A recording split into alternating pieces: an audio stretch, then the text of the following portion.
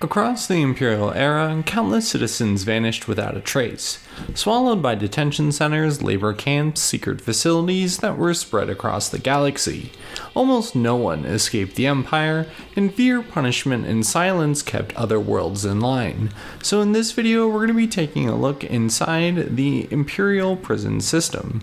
And our first stop is Wobani, home to the Imperial Detention Center and Labor Camp LEG-817 and the Wobani Penitentiary. Only seen in Rogue One, this is where Jyn Erso was imprisoned, as she was sentenced to 20 years of hard labor for resisting arrest. And the Empire basically turned this planet into their prison planet. They mistreated the Wobani native population, mainly relocating them to these new labor camps, and the planet only grew in its reputation as being a prison planet as only criminals were sent to Wobani, and that's the only reason you would know about the planet. And interestingly enough, even after the Empire's fall, the New Republic inherited the planet and actually kept running it as a labor camp, and this is where we see Migs Mayfeld on the Wobani Detention Center and labor camp. The next Imperial prison is on Erebus. Seen in the Bad Batch, the Erebus Imperial facility was both a prison and a factory, a sprawling walled-off complex surrounded by canyons and lakes, where prisoners were forced to work in a factory day and night, being shuttled along fortified roads and bridges with Imperial checkpoints at every stop. Escape was not an option on Erebus, and the Empire made sure of that. And this is where they sent Vice Admiral Rampart for his misappropriation of the Defense Finance Committee's funds for his Imperial Defense Recruitment Bill. Mainly, he was an easy scapegoat, but this is a harsh location to be sent to, where the main objective on Erebus is to strip mine and refine the valuable natural resources on the planet for the Galactic Empire. And then there was Narcana 5, the perfect machine, the crown jewel of Imperial incarceration, a complex of 7 massive factory prison cylinders that were located on a lake, each one of them holding 5,000 prisoners, with every cell block being identical and every inmate reduced to a number. There was minimum security at these prison locations given their location, just floors that were charged with a lethal current. Efficiency and fear protected. And in Endor, it was revealed that there were no trials or appeals in the Imperial justice system. Ordinary citizens could be arrested and sentenced to years of forced labor simply for being at the wrong place at the wrong time. And where were they sent? It was Narcana 5. The prison facilities and complex, besides holding prisoners, its labor camps were there to build redundant components for the Death Star. During the Empire's rule, justice was no more than a bureaucratic weapon. The charges were arbitrary, trials were non-existent, their sentences were often long, and they almost always included forced labor. And the purpose was simple: extract resources and maintain fear. Wobani was a prison camp that basically stripped down ships like a scrapyard, and Erebus mined minerals, and Narcana 5 manufactured components for Imperial technology. And with droids increasingly restricted and at many times outlawed in the Empire, human labor filled the gaps, and punishment became productivity.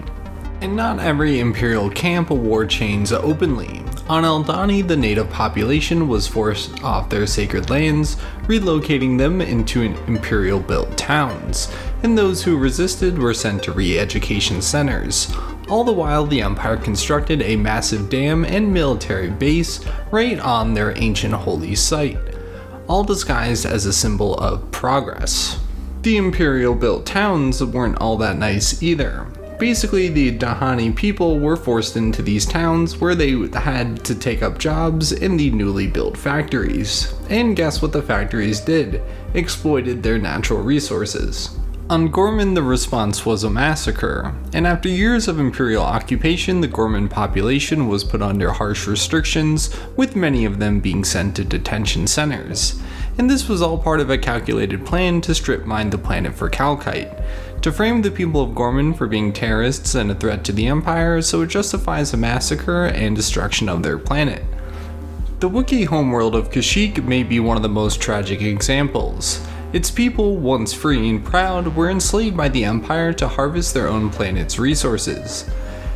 They built up refineries, spaceports, and Imperial outposts that were scattered across the jungle, and those that were too defiant or too weak were either killed or sold off to Trandoshans for sport hunts or shipped off to the spice mines of Kessel under the Pike Syndicate.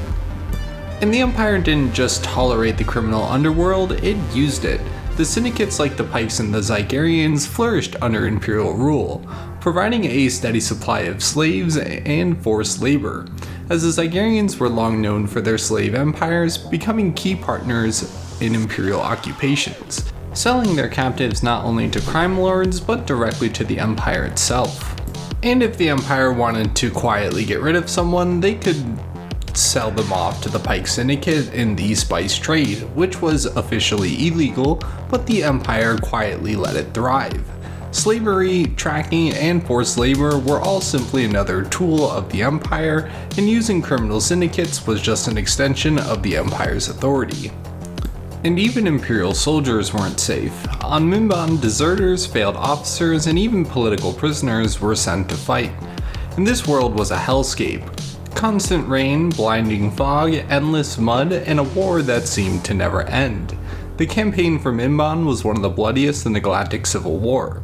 The planet's fuel-rich swamps were stripped bare, and the natives were survivors of the Clone Wars, and they fought bitterly against Imperial occupation. It wasn't just a battlefield for them, it more or less seemed like a death sentence to the Mimbanese people, but they wouldn't let their planet go without a fight. And they weren't just fighting the Empire, they were fighting Imperial criminals.